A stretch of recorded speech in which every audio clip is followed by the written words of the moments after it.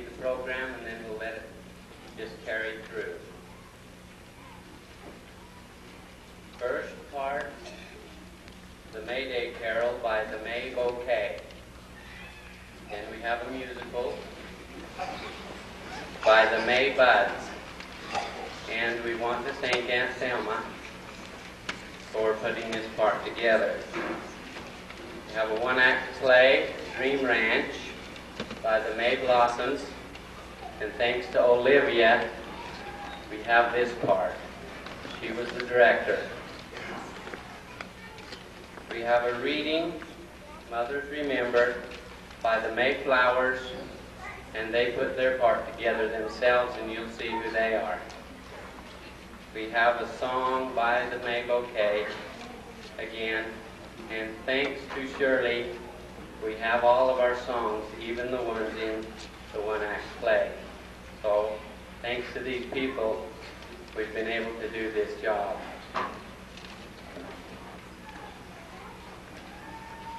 We'll start first with the word of prayer. We'll ask Seth to come up and give us a word of prayer.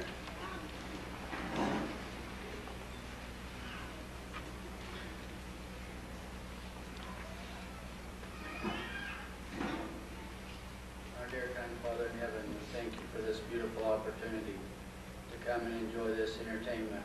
We pray that the performers will be inspired by you, and that the audience will be receptive. We thank you for the presence of our prophet, Uncle Roland.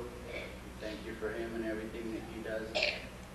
We ask you to please bless us in relation to the court cases, with the lawyers and the judges, that the key will be turned at the gate, and that we will go on victoriously. We thank you for all our many wonderful blessings. We say this in the name of Jesus Christ. Amen.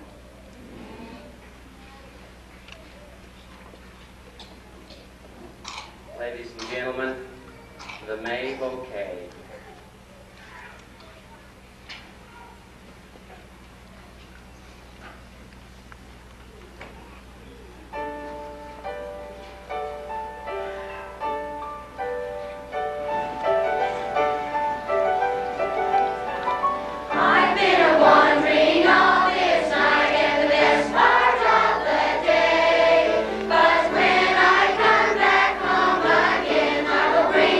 Branch of May.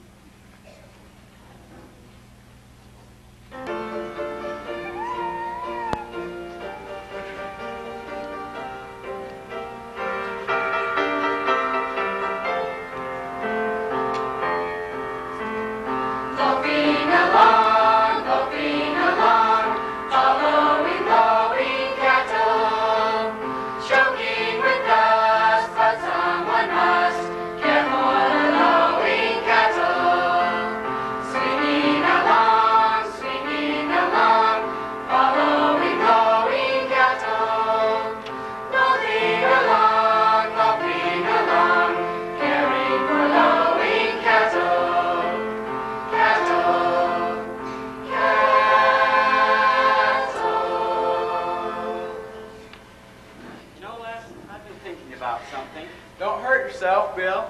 I'm serious. It's so quiet and lazy around here. I think I have an idea that might do something for us, and liven things up a bit. What's your plan, Bill? You've heard of the Dude Ranch, haven't you? Can't say I have. What are they like? Well, you turn your ranch into kind of a summer resort. How? Well, first you advertise in some city paper telling people to come up and spend a vacation on your ranch. Tell them you have a lot of good horses. And they have plenty of room to romp around in. Tell them you serve delicious food, and they're sure to have a good time. You mean you'd have city people come up here? Sure, tell them to put on their riding clothes, pretend to be cowboys, and help us rustle cattle. What do we get out of that but a lot of trouble? We charge them a nice price for board and keep, besides rent for the horses. Nobody'd ever fall for it. Yes, but they do. You're sure? Sure, I read a lot about dude ranches. They're quite the thing. We've a perfect setup here. I just can't see it. We've 2 bunkhouses. I know that. We could have one for the men and one for the ladies. You mean the ladies would come too? Sure, they'll bring their whole families. Well, count me out. I don't want to play no nursemaid to any tenderfoot. Well, I still think it's a good idea. I'm going to think it over. Loafing along, following lowing cattle, caring for lowing cattle,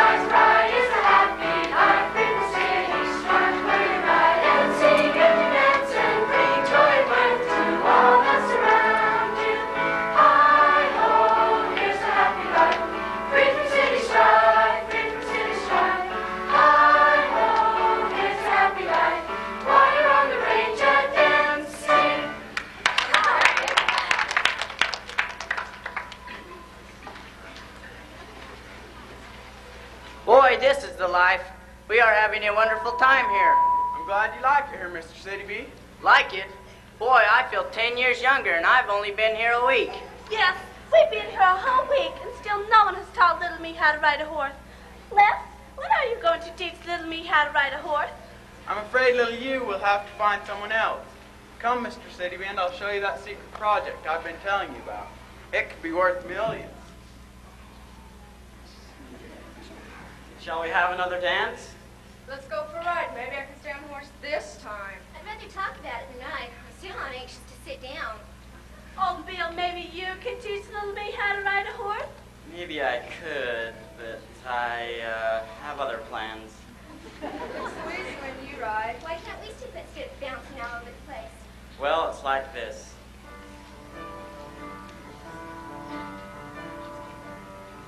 Riding on a bronco is like a ship at sea.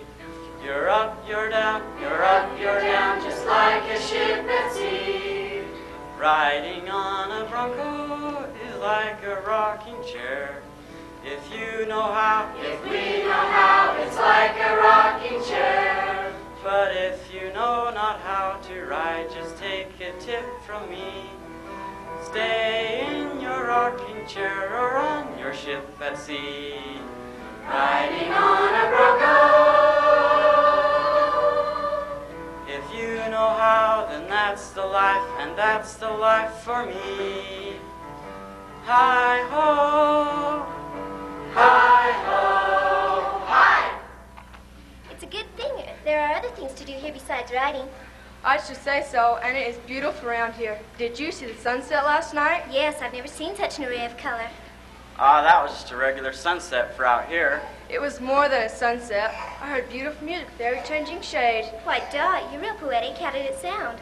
Yes, how does the sunset sound? Tell us, Dot. I'll try to. It will only be an imitation.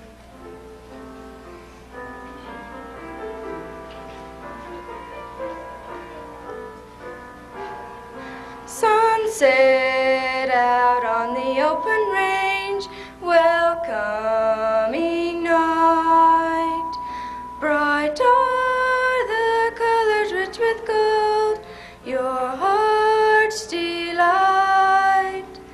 Fading far in the distant west to purple blue. Sunset brings peace and rest to all when day is through. Sunset out on the open range, welcoming night. Bright are the colors rich with gold, your heart's delight. Fading far in the distant west to purple blue. Sunset brings peace and rest to all when day is through. Why, hello, little Syke. When did you get in? Just arrived. But what's going on here? We've turned the place into a dude ranch. A dude ranch? Ladies and gentlemen, let me introduce you to Wilderness Syke, one of our roving citizens. Howdy, Ike. Nice to meet you, Ike. Hello, Ike. Pleased to meet you, Ike. Glad to make your acquaintance. Tell us, Ike, how's the prospecting? Well, I haven't found it yet, but I just know there's gold in those hills. You see, Ike is an old-time prospector. Maybe you could teach little me how to ride a horse? Not me, I never ride. I always walk, and I always get where I'm going. That's true. Tell us the reason, Ike.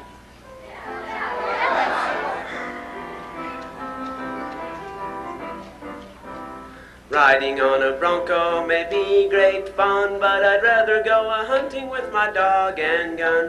When riding on a bronco, you jump and race, and the chances are you'll soon be falling on your face. With my little dog and gun, hunting through the meadow or sitting in the sun. With my little dog and gun, hunting or just loafing is far more fun.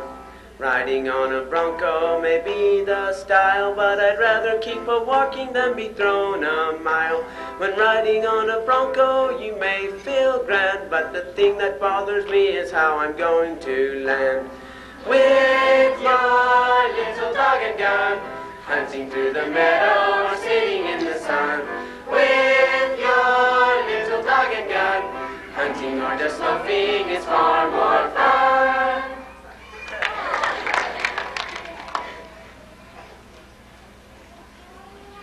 Now shall we have another dance? Not when we can eat. I'll be sure to. How people like to eat. Kinda natural though, I guess. But when you wander the hills and plains as I do, you don't keep the same hours these city folks do. But I guess I'm just a mite hungry.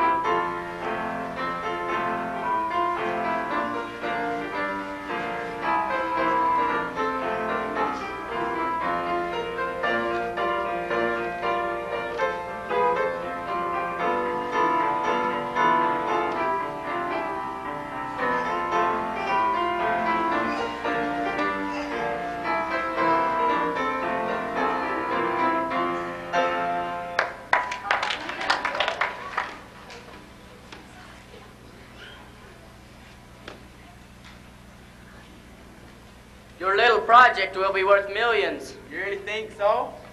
I'm sure of it. Why, the oil is coming right to the top. We hardly have to bore to get it. Sure looks oily. Oily? Say, that's black gold. That's what I call it, black gold. When will you start work? Well, as soon as we get things okay legally, we'll get working. Should we announce it to everyone now? I should say not. This must be a secret until everything's ready. Mum's the word. Mum's the word.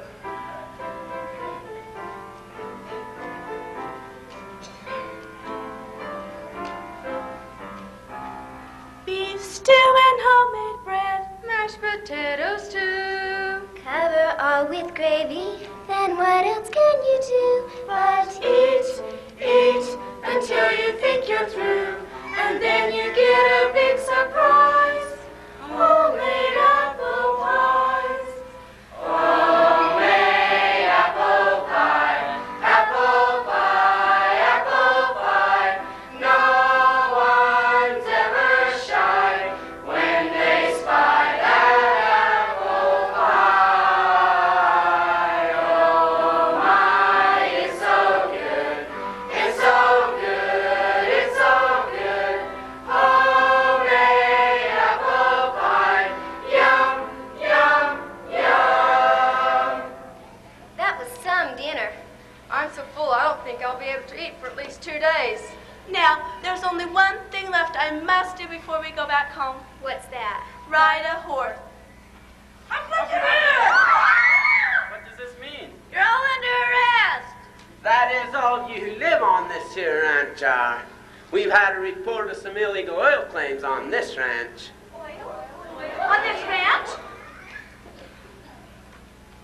I'm scared. That doesn't mean you're going to arrest the visitors, does it? Of course not. Like you said, she doesn't live here. Well, I think it's high time we went home. Well, it's high time we went home. Yes, we've got a lot to do at home.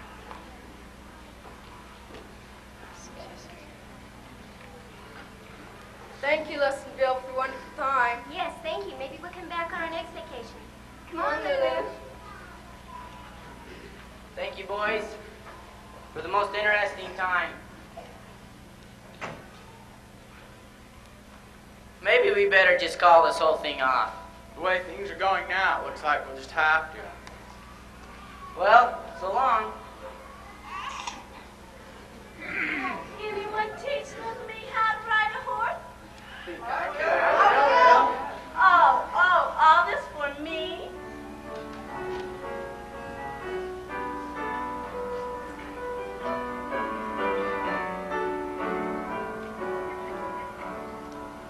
Sweet, sweet, sweeter than you. How could one be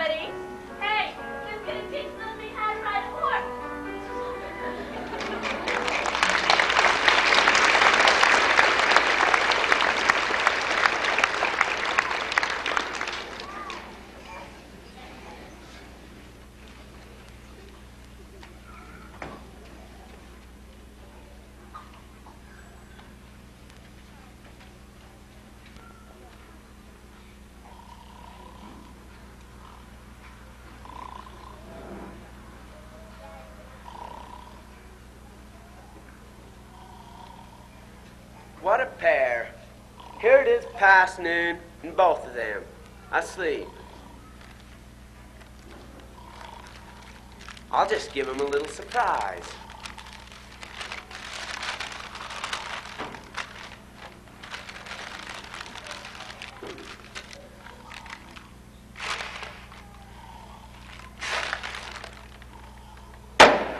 Don't shoot, don't shoot. Well, whatever you say. You boys must have been dreaming. Thought we were running a dude ranch. I thought we were going to make millions in oil until you come to arrest us. Me arrest you? That must have been part of our dream, too.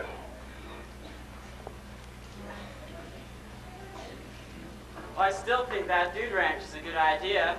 I'm still going to find oil. Oil, that reminds me. I've got to fix that oil leak in the tractor. You boys had better get busy, or you won't get anything done. Dreams are funny things.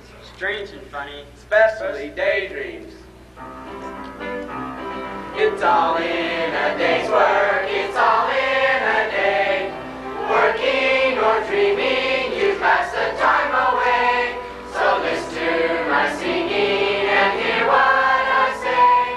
Whatever you may have to do, make it worth the day. Whatever you may have to do, make it worth the day.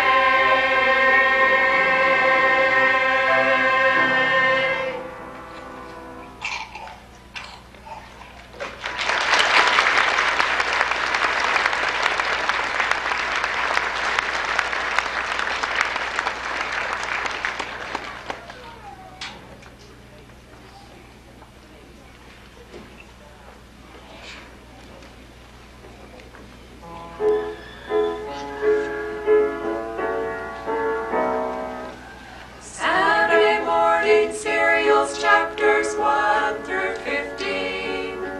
Fly paper, penny loafers, lucky strike green. Flat tops, pickle cross, Studebaker, Pepsi, please. Ah, do you remember these? The generator that ran out of gas in the middle of the Saturday dance. Rumble seats, butter churns, and kerosene lamps. Howdy doody, tooty fruity, the seam up the back of her hose. Oh, do you remember those? Cracker Jack fries, stars in your eyes, your long brown socks rolled down. Stick snow plugs and aviator caps with flaps that button down. Flat irons on monarch tops and knickers to your knees. Oh, do we remember these? Number 3 tubs on Saturday night, the theater, shop, and news. Outhouses, Sears and Roebuck, high-button shoes. Icebox, Bobby socks, and saving lucky stars. Can you remember back that far? To bootneck shirts and fender skirts and crinoline petticoats. To moon hub caps and loud heel taps and double root beer floats. Knock knock jokes. Who's there? Dewey. Dewey who? Do we remember these? Yes, we do. Ah, do we remember these?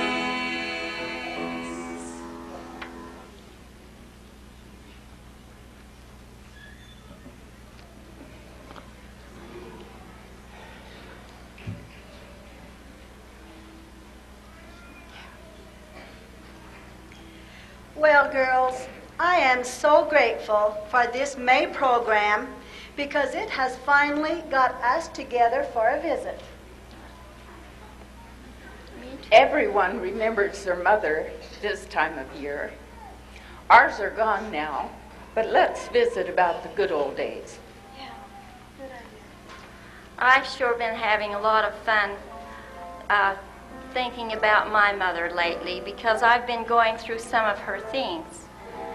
And I've been going through the trunk that was Frederick Yates's. Well, you all know that my mother was Aunt Fawn. And this trunk was the one that Grandma Jessup had, and then passed it down to my mother, and it had the most interesting things in it. It was Frederick Yates's trunk that he brought over from England. And there were long baby clothes with fine embroidery and bonnets and button shoes, precious old letters. And in this trunk, we found a newspaper that was put out in the 1920s, and it had an account of the accident of Uncle Fred's younger brother, Millward, that was killed at the age of 18. And his shoes and his clothes and his school things were in there. Grandma Jessup's Sunday dress and her purse. And there was a very interesting coin collection in there also.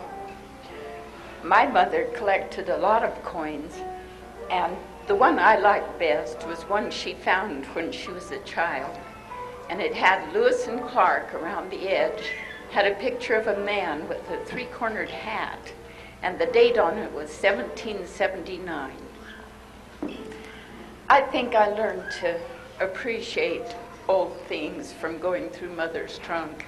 She had lots of pictures, and they were of grandparents and aunts and uncles. She had one that was a water painting, and it was of my great-great-grandparents, and the date on it was 1828. That's a long time for a photograph to survive. But speaking of wedding dresses, the other day the grandchildren came over, and we decided we would go up in the attic and we would clean out all that old junk that had accumulated up there. Well, of course, the children were interested in the trunk first off, and they were fascinated with all the funny old clothes that we pulled out of that trunk and a lot of the little handmade items. And then we found great-grandmother's wedding dress. And when I lifted it up to show the children this little wedding dress, the back of the skirt was cut out. Then I remembered the story that Grandmother told us about how great-grandmother had cut out the back of that skirt to make a pinafore for Betsy Buttons. And we were hoping that in this junk somewhere we would yet find Betsy Buttons. So we continued to go through all of these strange-looking things. And in the bottom of the trunk, we did find Betsy Buttons. And there she was, a plain little old pioneer doll. And her clothes were old and faded and worn.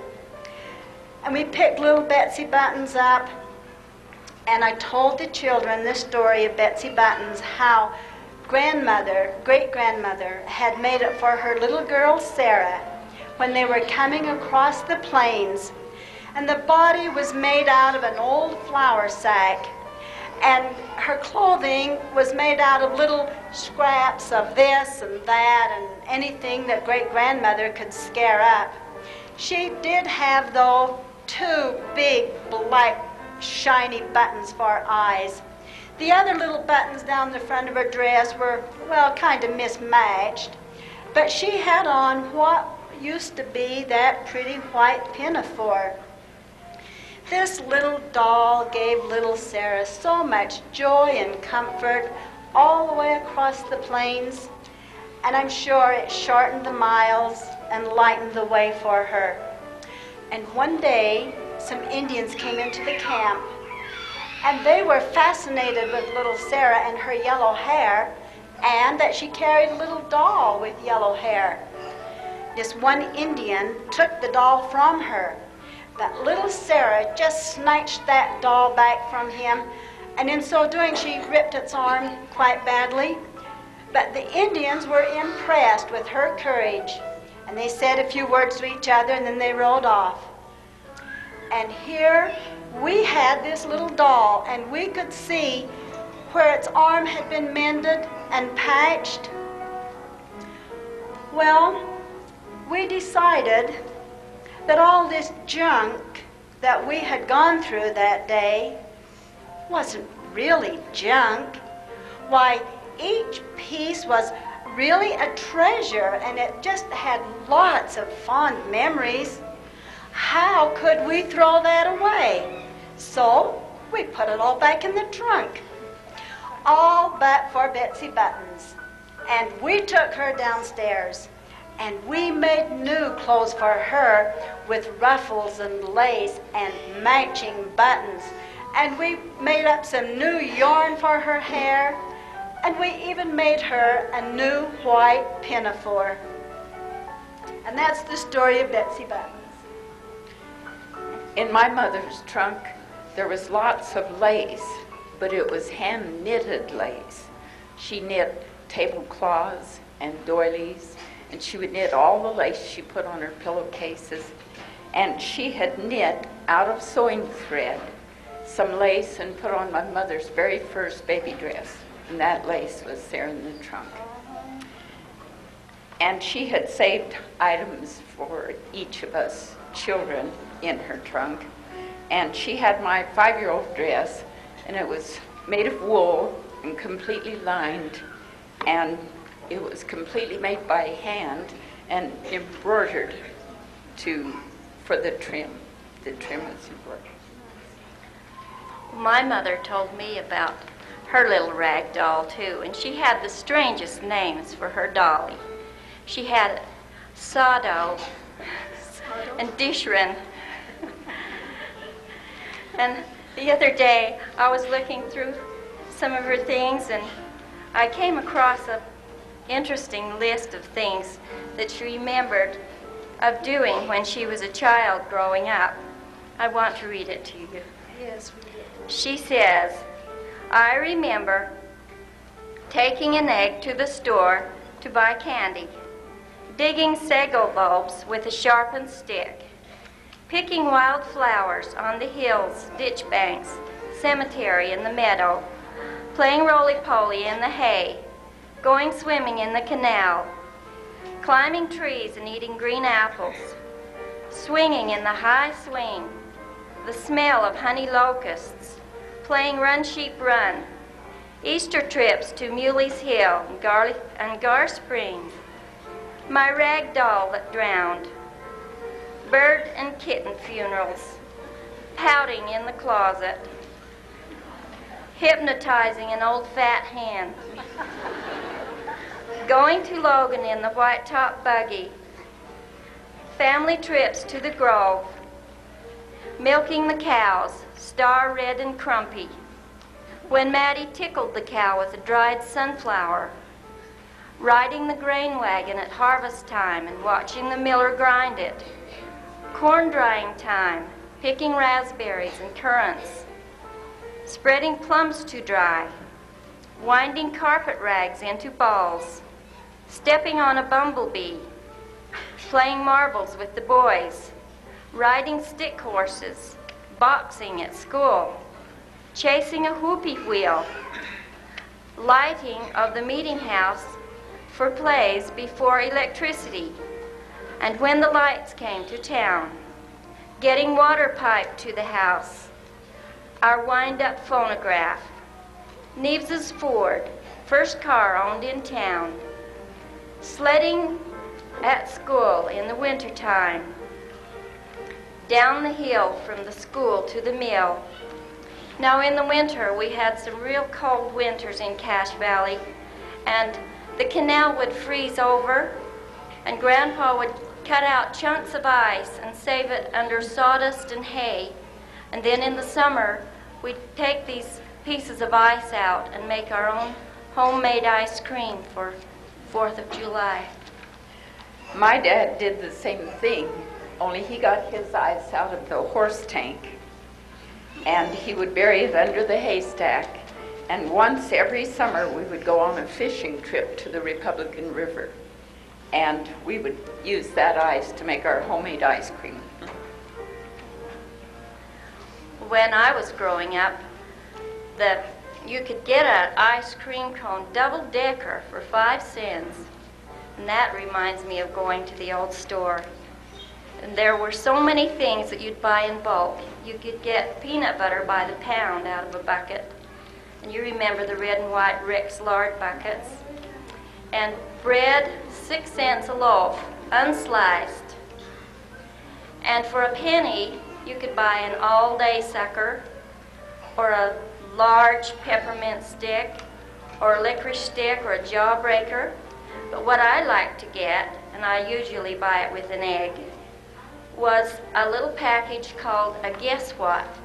And it was wrapped in brown paper, and inside there were 2 taffy kisses and a little surprise toy, like a child's wristwatch or a harmonica or a whistle, and the toys weren't cheap.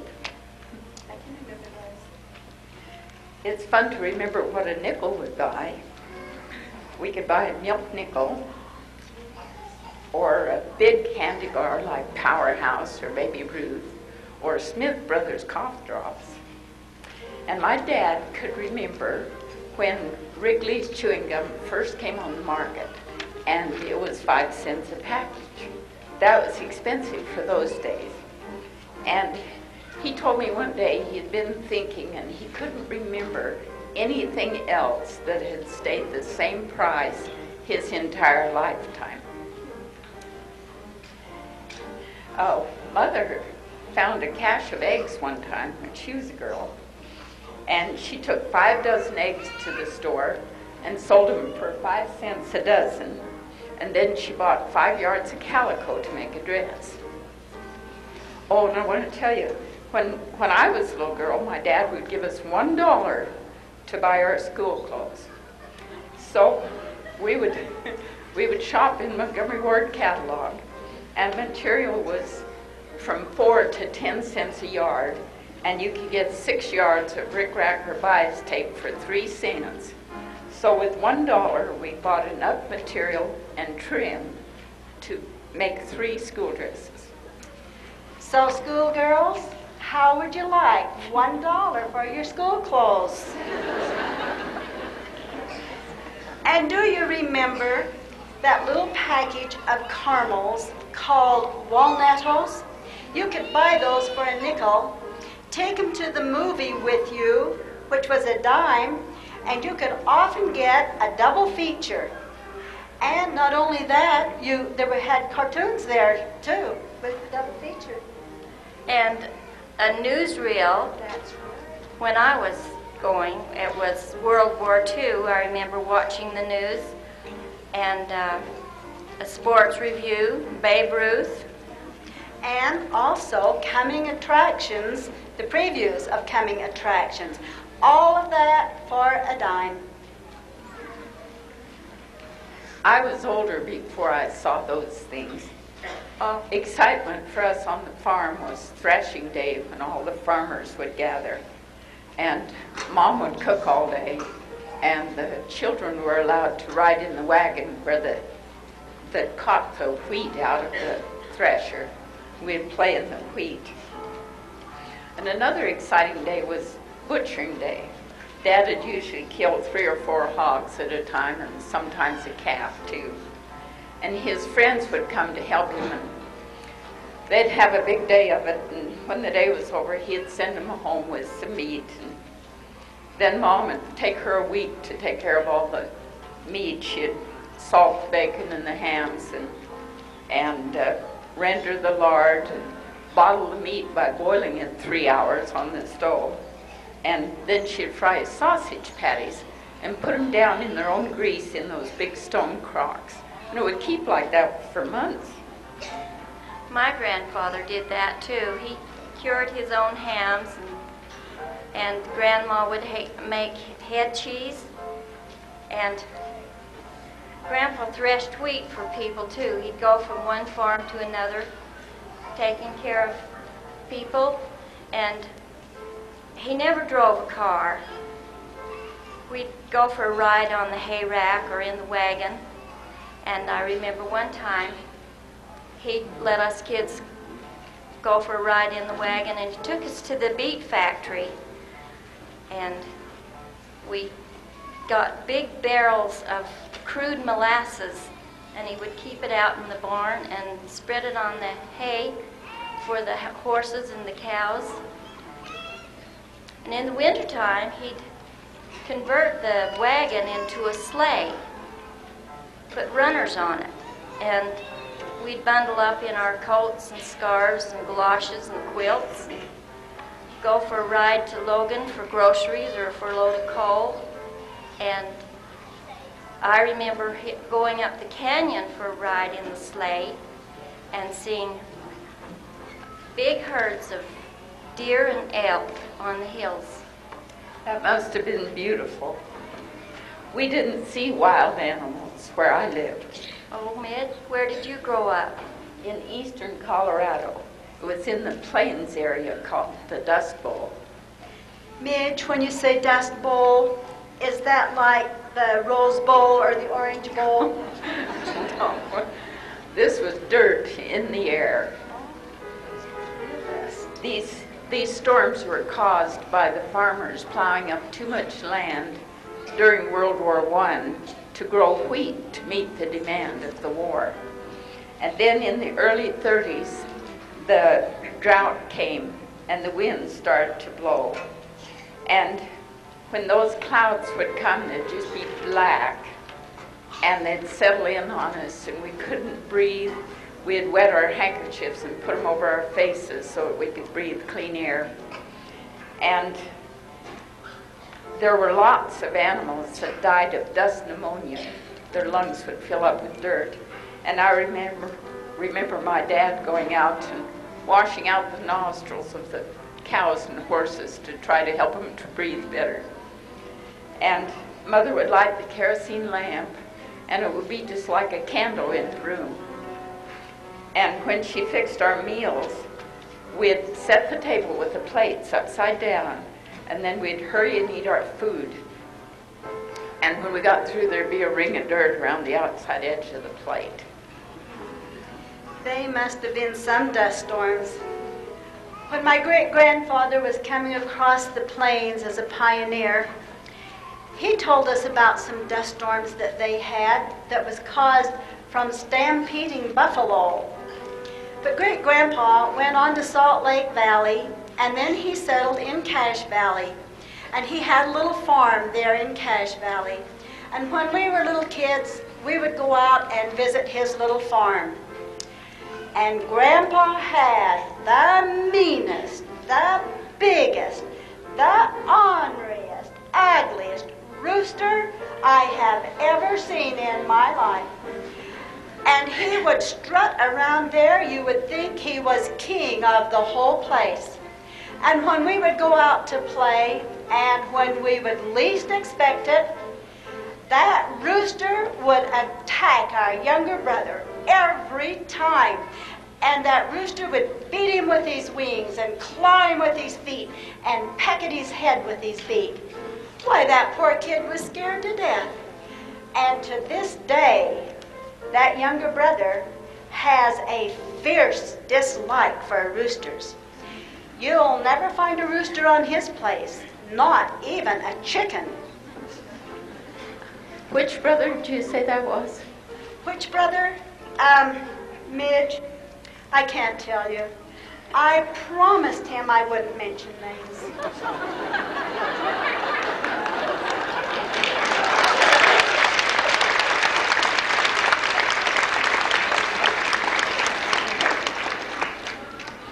However, Marion and Midge, down there, sitting right close to Uncle Rulon,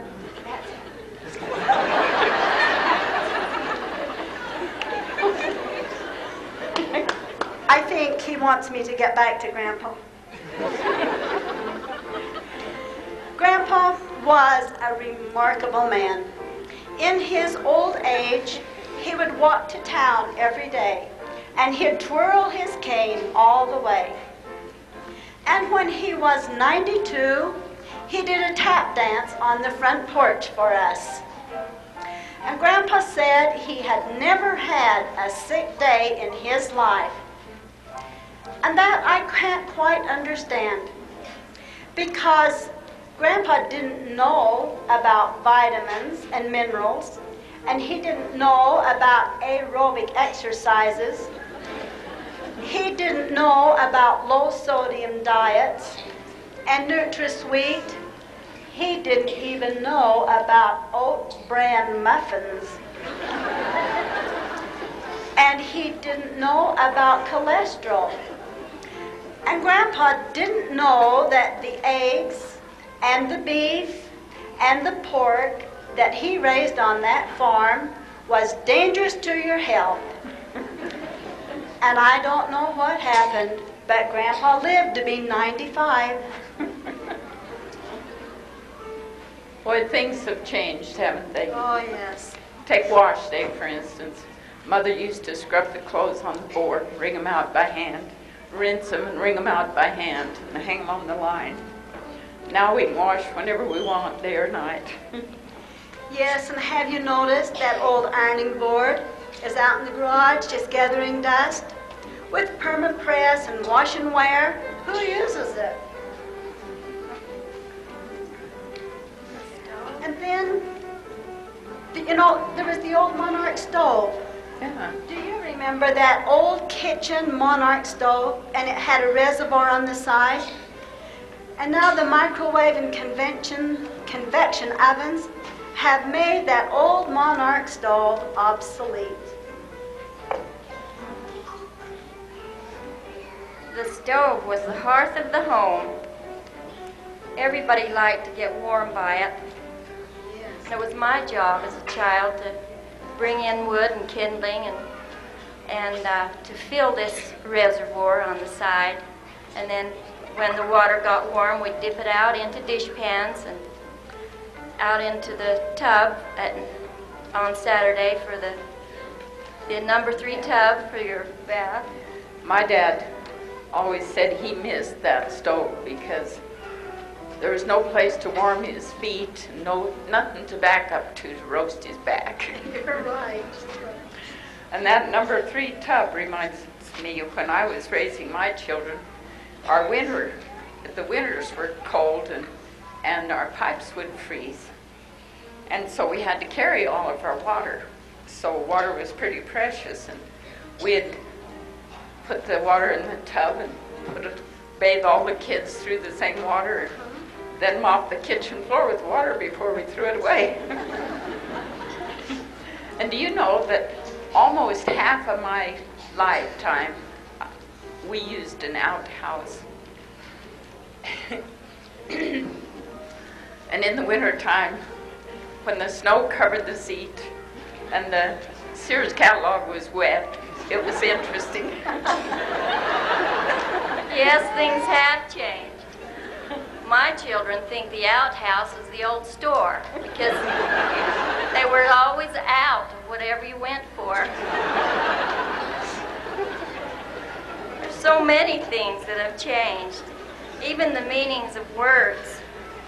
Now take, for instance, groovy. That used to mean a rut in the road. And cool, well, that meant something cold.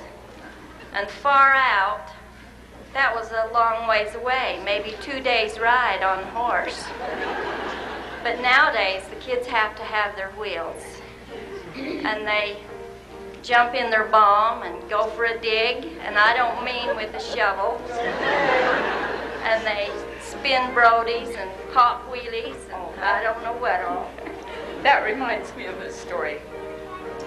I was telling my children a faith-promoting story about the days of Joseph Smith's time.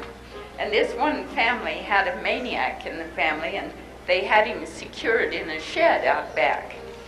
And Father Smith came to their home, and he was telling them that the only way to get rid of that kind of a spirit was to fast and pray for days, maybe a week, until the spirit left. And I paused for a minute and I said, do any of you children know what a maniac is?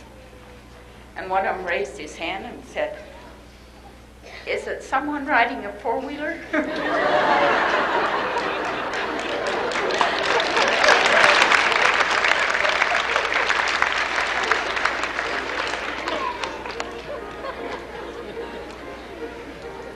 Midge, it's good to have you tell stories like that.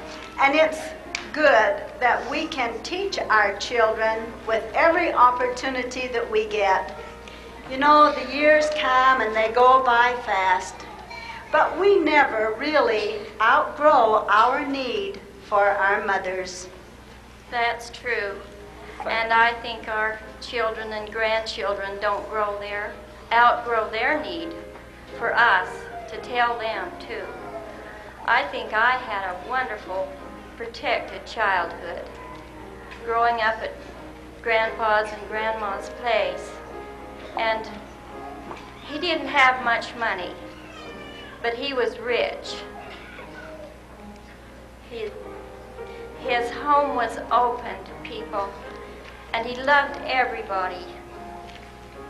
And I look at the young people in our community now, and I feel like I know them because I know their parents and their grandparents, and I feel like I want to put my arms around them, each and every one, and say, I know you, and you have a wonderful heritage. Hang on to it, and carry on with the same kind of integrity as your parents and your grandparents.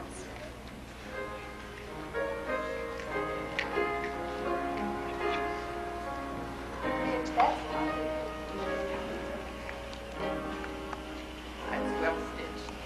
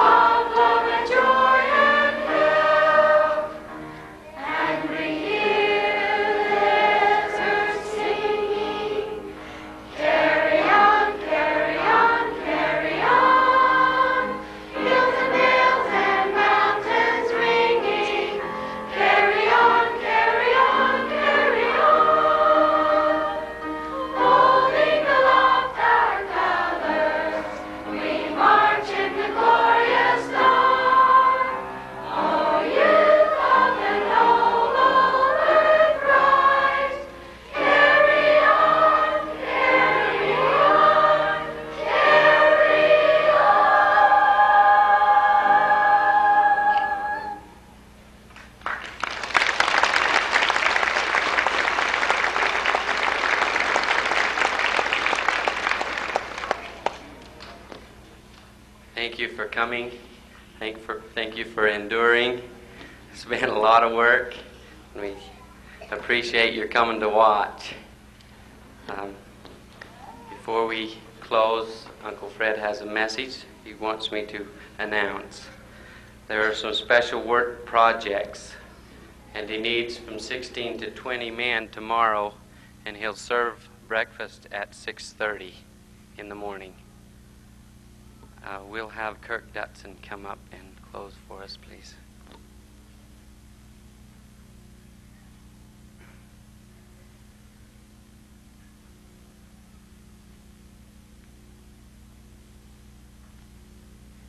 Our dear kind Father in heaven, we're thankful for this lovely entertainment that we've had. Help us to always remember our heritage and what our grandparents and parents did for us.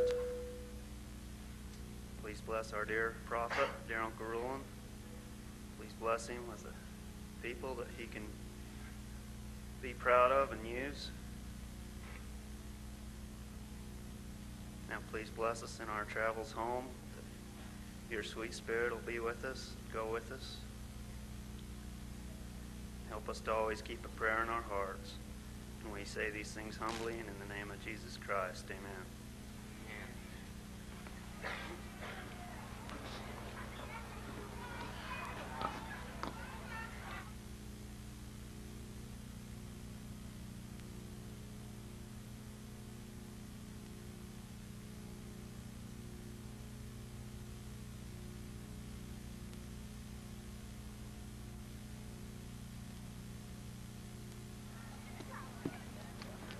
If there are any boys that would like to help us to set down the chairs, we sure would appreciate it.